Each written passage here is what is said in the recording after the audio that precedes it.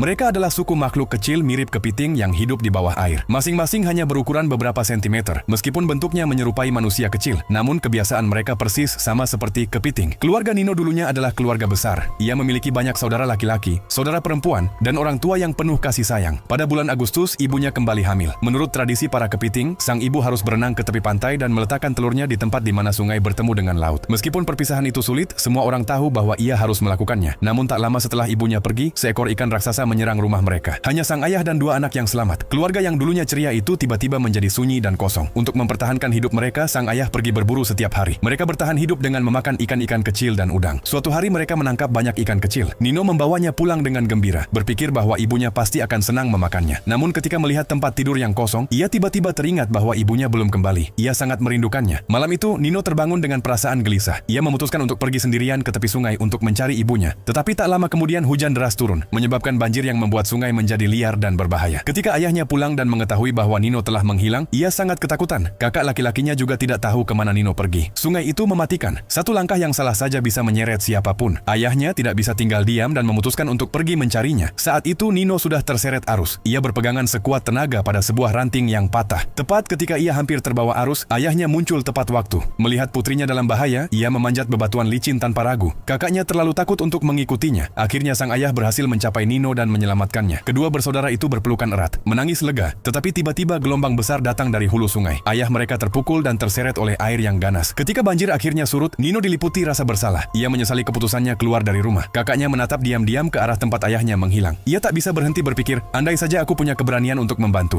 mungkin semuanya akan berbeda. Kemudian ia menatap ke atas dan melihat sehelai sayap capung yang patah mengambang di arus sungai. Ia merasakan kesedihan yang mendalam, tetapi menghapus air matanya, karena kini ia tahu bahwa dialah satu-satunya yang tersisa untuk menjaga keluarganya.